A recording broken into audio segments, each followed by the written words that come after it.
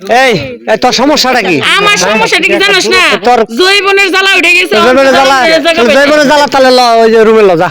তেনু আমার যা যা রুমে যা যা তোর যৌবনের জ্বালা আজকে মিটাই দিমু যা চল। পারস খুব বেশি মনে হচ্ছে। পারবো না কে আজকে ই খামু আজকে ওই যে ইয়ের হালুয়া খাম। ওই যে ইয়া নরজুলের হালুয়া খাম। নরজুলের হালুয়া এমনি বাইরে লেগে গেছে বুঝছিস? নরজুল হ্যাঁ মালটা তুই কই থেকে বাউ করলি? মাল এটা যে নরজুলের হালুয়া খাই আজকে লাগাম। আমি মেলায় থেকে ঘুরতে ঘুরতে ওর পাশে পাশে আইছি, তুই ফট করে এটা টোপটা গিলে হালাইলি। হ্যাঁ এই বুড়া মানুষ দিয়ে আমার হবার না, বুড়া মানুষ দিয়ে আমার হবার না। এ ভাই যাবা কি? হ্যাঁ চল মুড়ি চল। খাইছিলা? হ্যাঁ ওটা কইলা আমি টাকা দিছিলাম। তাহলে দিয়ে দিন না কি হইছে? এই আমি কেমনে কইছিলাম এই নরজুলের হালুয়া পাওয়া যাবো?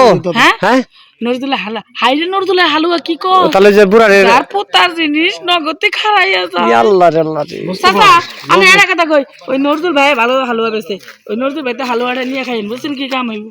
অথবা আমার তার বুঝে আগে শুনো, হালুয়া খাওয়ান লাগে না, আমার একলাই 100 লজায় দেহ টেস্ট করো। আয়ো আবার কয় যদি না পারেন তাহলে না পারলে তোমার আরো উল্টে জরিমানা